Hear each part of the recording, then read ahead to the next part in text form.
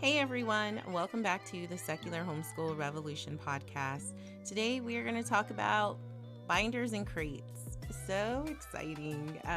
No, we're going to talk about how I set up my kids' binders and the reason why we use crates over anything else. And we're also going to share with what curriculum choices we chose for my 7 soon to be 8-year-old. You got to put that soon to be because we're always in a rush to grow up. She don't know it's expensive here. So she'll be 8 at the beginning of September.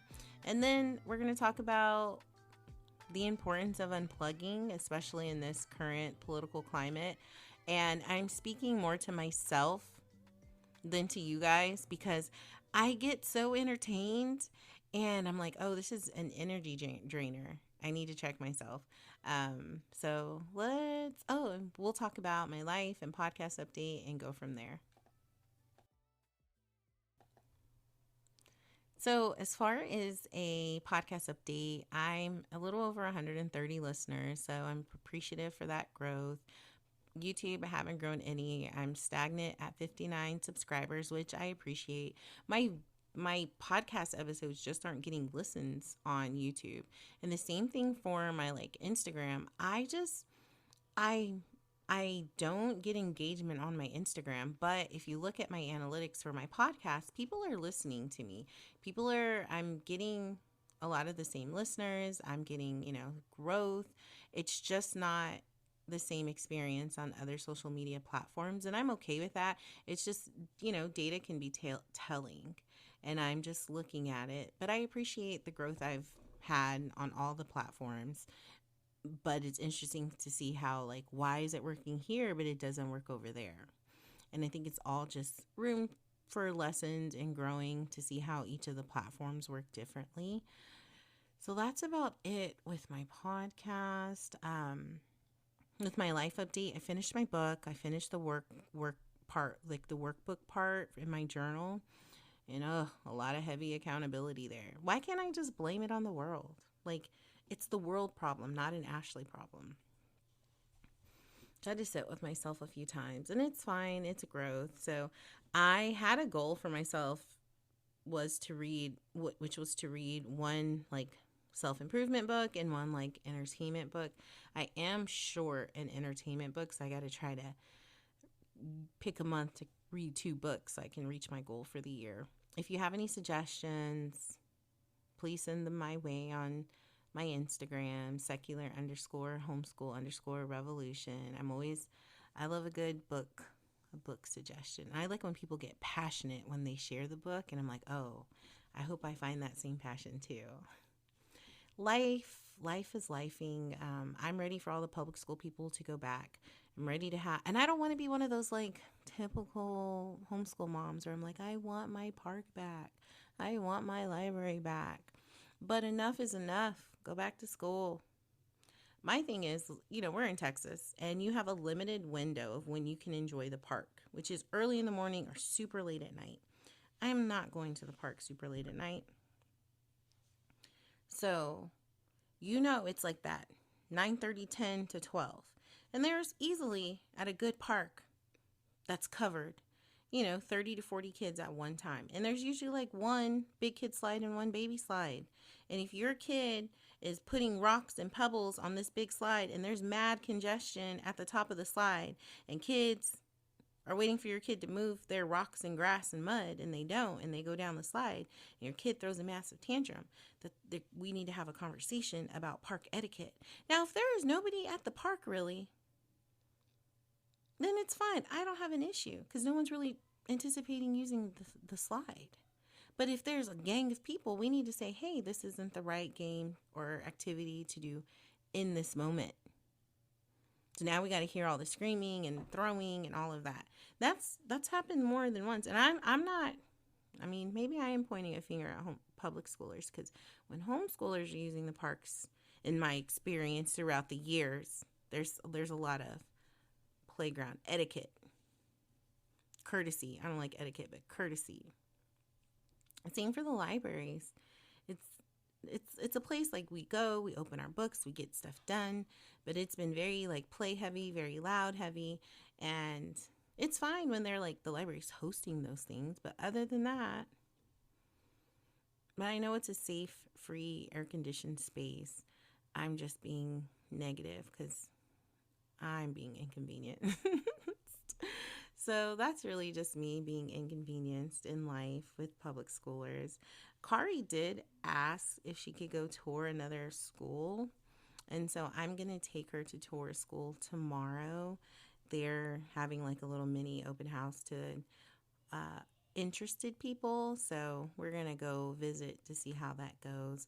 Like, I just struggle with the Texas education system, but I never want to just be such a hardline person. I'm like, well, what she doesn't get in school or what they don't get in school, I can supplement at home. We can have these conversations. We can watch these documentaries. We can have these experiences. So I not a fan, but again, fully support her in this way. So I'll let you guys know how that goes. And I also decided that I'm only going to do 2 more episodes, and then I'm going to pause because we're starting up our co-op and doing a lot of planning. We're doing an open house. We're finalizing lesson plans. We are finalizing the calendar through Christmas. So it's a lot going into that, and I don't want to have my foot, or my toes in so many different things. Is that, oh well, y'all know what I meant. Oh, y'all hear my son? So that is what I have going on for the most part. And then I'll just see you guys in about a month. And like I think I had wrote down by October 1st. My goal is during that time is to like pre-record episodes, because when I went to the masterclass, a lot of people were heavy on the pre-recorded, so that they're not being procrastinators like myself and waiting till the last minute to record. And the other thing is the importance of unplugging. Now, this is a memo to me, really, and it might be for you, but we are in like a really thick political cycle. And I've just seen some of the nastiest things on social media, and racism, especially from the people you thought you knew, or like they seem to just be more racist than ever. And is it because we have a Black Democratic presidential candidate? Because I wasn't seeing that stuff necessarily when it was Biden. It was just he was slow and he was Sleepy Joe, or let's go Brandon, But now we're talking about skin tone. Where white people are telling people what makes up being Black. I know for me, I was on one of the social media platforms, and it was a lady saying, "Dear Black woman, this, like she was like finger wagging at Black women and to go mind her own business." So then someone proceeds to tell me that they went on my page and went through my videos and did not see a Black woman, so I need to mind my own business. I informed her that I am a Black woman, and she said, well, I didn't see it. I saw that you were married to a Black man, so that doesn't give you the ability to cosplay as a Black woman. And she would like for me to send her a picture of proof of my parents. Look here. I don't got to prove my Blackness to you or my Black experience. Mind your business. Here you go.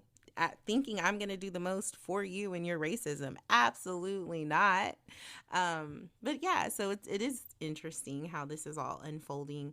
And it's really like when you see a really ugly post and you look at the likes and comments, like, who liked it? And then I'm like, oh, my aunt, oh, my cousins, oh. So then I'm like, oh, I got to go and delete you guys. Because that's it's really offensive. And then you, like, people, their story. You're like, I met your people. You're not too far removed from like the comments you're making on these like immigrant posts. Chill out. So I've had to like go and silence, unfollow people delete people, block people for my own and I'm really not even like stressed out about it. I'm thoroughly entertained by the say it with their chest racism with their chest people. And then I do get a little hurt when I see like the internalized racist people. I'm like, you're carrying that because of white supremacy. And but they know all the things except for what white supremacy is. And I'm like, well, here's a book, read it. But we don't want to do that. We really don't. We want to stay with what's comfortable. And that's really sad. So I need to unplug for my own peace of mind and delete and like Parker has her social media account, which is mostly family, but I'm having to delete those families with those racist posts because what is that going to say? What does that say to her about her family? Exactly.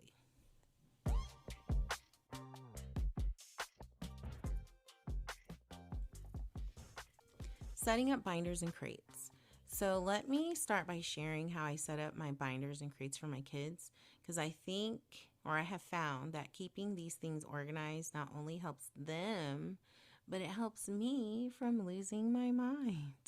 So each binder has dividers for the different subjects. So there's a reading log divider, and this reading log basically keeps their book list, the things that they have read. So it has like the title of the book, the author of the book, and how many words are in each book, because they do have incentivized reading goals. So Parker's is to reach 1 million words, and she gets a K-pop set. Like she chose, that's what she wants to get.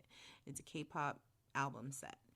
Kari's goal is 500,000 words, and her goal, I think, was to go to Barnes and Nobles and get 3 books. I think she said that, or like a crochet. I have to go look. They had to print out the pictures of the things that they wanted and to go with the back of their reading log so that they can see what they're working towards. They have a tab for their gratitude journal. So under the tab, it's actually like their gratitude writing prompts, and then their journal is in the crate. So they both do it differently. Parker will go and cross off the prompts that she used. I don't require them to do it in any specific order, and they have to write on it. And Kari likes to cut her prompts out of the page and glue it into her notebook. And like, I think one of them wrote on, like one of the prompts somebody chose yesterday was, who I am grateful for blank because they make me feel seen and heard. And they had to write, who was that person? How did they make them feel seen and heard? And how did that make them feel when they were seen and heard? To elaborate, we were heavy on affirmations, but we're transitioning over to the gratitude journals this year. Next, they have a spelling tab. So we were doing, I think it was the Spectrum books last year, the spelling books. And they both gave me feedback that they were so boring. I liked them because it was all together. I didn't have to put any thought and effort into it, but they thought they were boring. So I went on Teacher Pay Teacher and I found a file. Somebody was selling a spelling file, and you could edit the spelling list. And this file had 40 activities you could choose from. And I'm like, well, this will prevent the boredom and like the monotony of it. And what was really cool, on this file, you could choose, there was different options of each activity. So if it was like alphabetical order, she included like a file for a spelling list of 10, and then another file for a spelling list of 15, and another file, a spelling list of 20. So Kari does 10 spelling words, Parker does 15 spelling words, and then I just put in the different activities. And they haven't, I have gotten pretty positive feedback so far. Nobody's complained. Next is their language arts tab. They're using 2 different language arts. Parker's using Fish Tank Learning. I found it recently and was like, oh, wow. So I printed out all the recent lessons. Not the recent lessons, but I printed out the lessons. Any like supplement worksheets. I think there was a couple I went in and made worksheets for and put them under language arts. Kari's using Torchlight. You guys, I thought all this time Torchlight, I recently found out, but I thought it was Christian because, I was talking to some other moms earlier this week. We were all, thought it was, they thought it too, that it was Christian, maybe because it was similar to Sunlight, which is a very Christian conservative curriculum. And I just never looked at it. And then I looked at it and I loved it. And they have like a sample lesson plan. And I went through it with Kari and she seemed to really like it too. And so far we're working through week 3. No complaints, super engaged.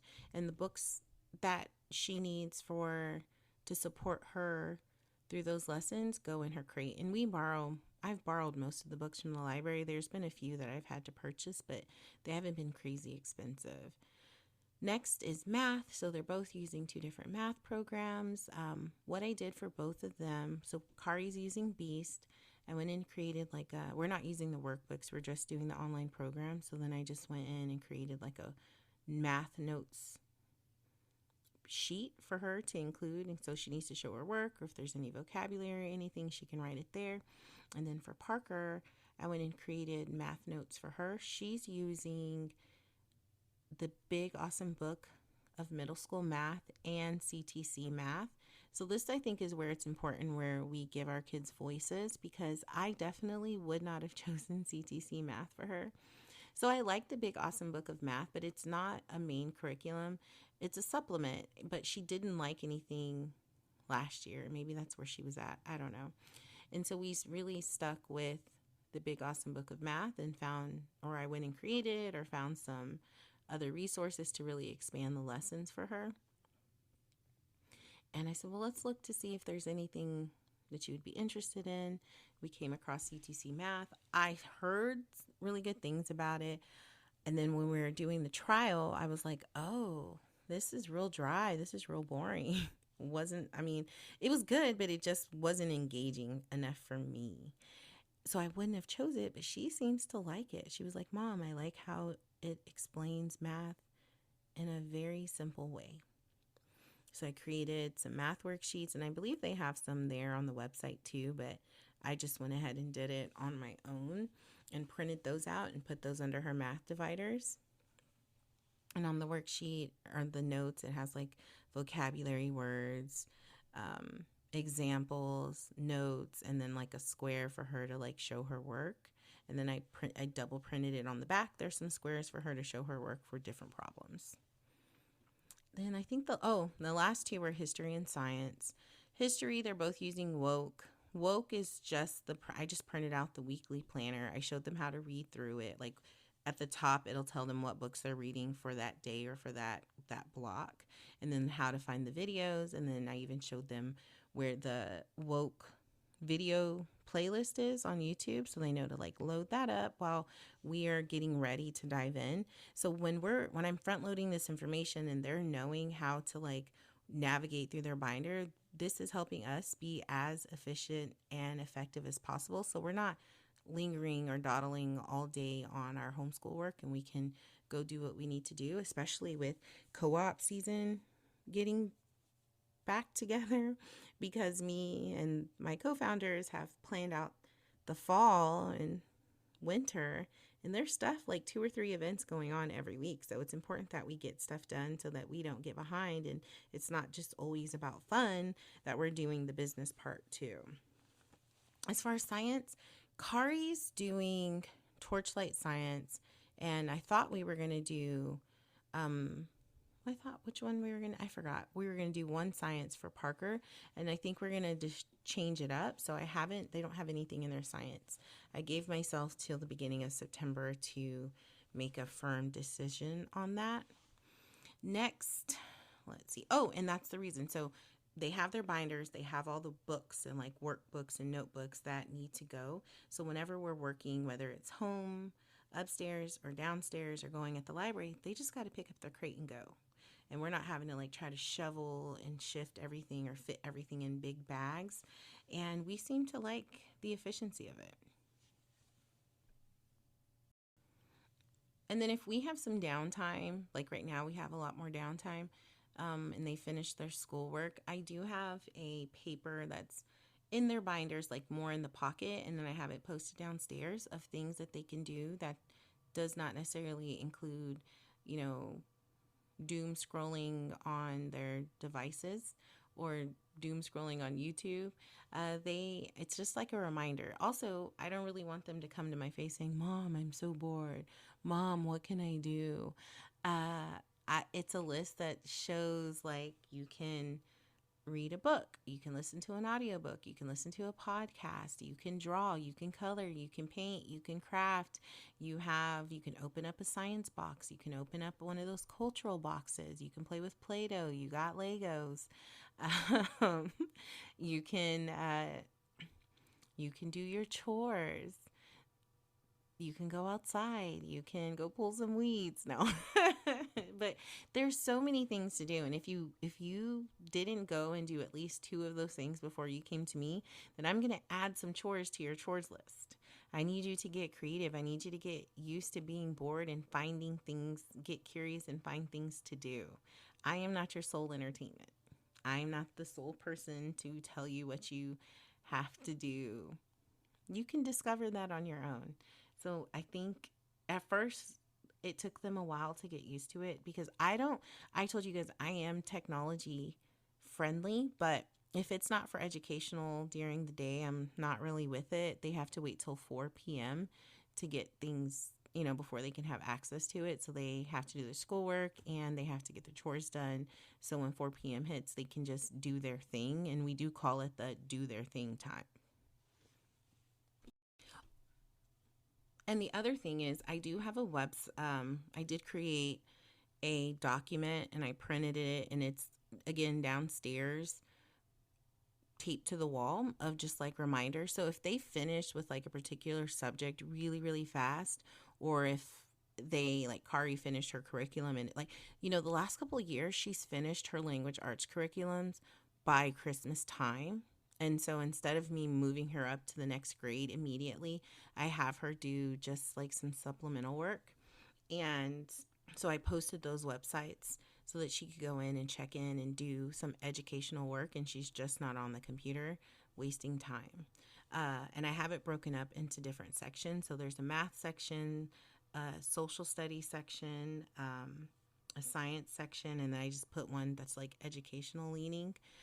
So for math, there's some websites listed like Playground, Math Game Time, Khan Academy, PBS, K through 8 Math, Greg Tang Math, Math Help, and then Fun Brain. And for science, I have NASA Kids Club, Mystery Science, and these are all websites you can Google in your search. Code Academy, code.org, How Stuff Works. Both of them really like the How Stuff Works website. PBS Kids Design Squad. And for social studies, I have Nat Geo Kids, Google Earth, Time for Kids, and Smithsonian Kids. And then I have like other listed, which is like Duolingo, Hello Kids, which is a website that shows coloring worksheets. Oh, and onlineartlessons.com and Go Noodle, Wonderopolis, Starfall, and typing.com. So there are things that are posted for them to see and utilize to find space. And sometimes we just all play board games together, because we do have some games. I stink because we were doing game schooling at our co-op, and I had bought games and I couldn't find them. I could not find them anywhere, and they were educational games. And I bought them and I put them up so my kids wouldn't get to them. Y'all, why did I find them in a box next to my dryer in my laundry room? I don't know what possessed me to think that's where I should put them, because I definitely would forget that they were there. I thought maybe I had just put them like at the bottom of like the shelf in my, like we call it our it's a hallway closet, but we put all our shoes there, so we call it the shoe closet. And I just knew up and down that is where I put it. Couldn't find it. I thought maybe it was in my closet. Nope. Under my bed. Nope. It was on the side of the dryer. So yeah, so there are some fun like educational games that we'll end up playing all together. But I also have Langston. So I'm incorporating Torchlight for him. And so it's just, navigating all the different pieces to make sure everyone's getting what they need and everything's getting done before we go out and have a lot of co-op fun. All right, guys, that is all for today. Hopefully you found our binders and crates and a list of things for them to do, helpful. Please remember that, staying organized as best that you can will help you maintain some level of sanity during these like crazy times, and believe in yourself that you can homeschool your kids, and don't forget to involve them in curriculum decisions, because I do think it makes a huge difference in their enthusiasm for learning. Catch you on the next episode of the Secular Homeschool Revolution. Keep revolutionizing your home education, stay positive, and enjoy the journey.